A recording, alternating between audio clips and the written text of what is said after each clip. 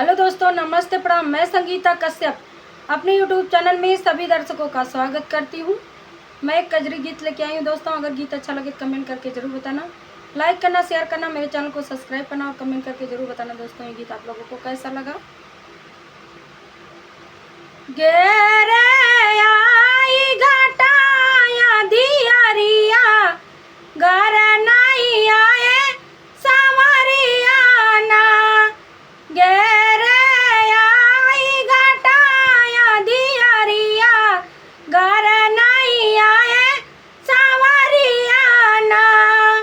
घर नहीं आए सावरिया ना।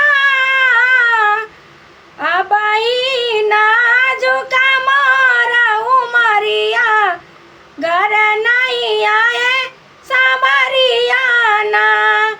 अब नाजुका मोरा उमरिया कड़ी डर लागे दुआरिया ना।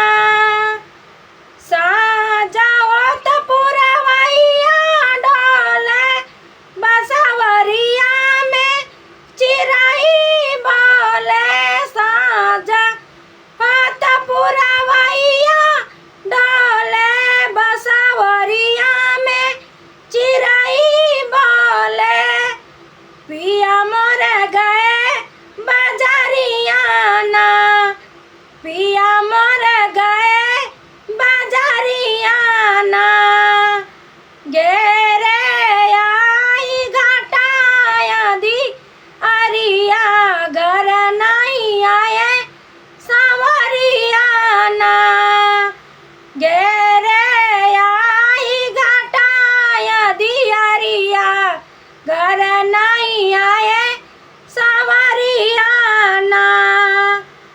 रीमा झिमा पानी बरसे जोर जोर से बिजली तड़के। रीमा झिमा पानी बरसे जोर जोर से बिजली कड़के। पिया कई मोर बड़रिया ना।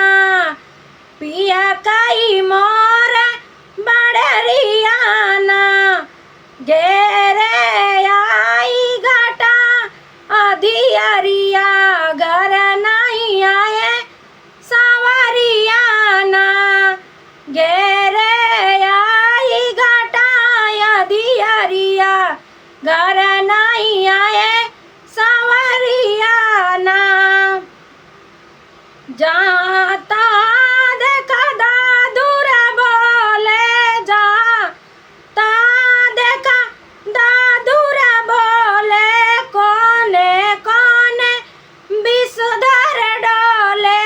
कोने कोने विषधर डोले। सूझत नाई डगरिया ना। सूझत नाई डगरिया ना। गेरे आई घटाया दियरिया घर नहीं आए सावरिया ना। गेरे आई घटाया दियरिया घर नहीं आए सावरिया ना। गेरे आई घटाया दियरिया घर नहीं आए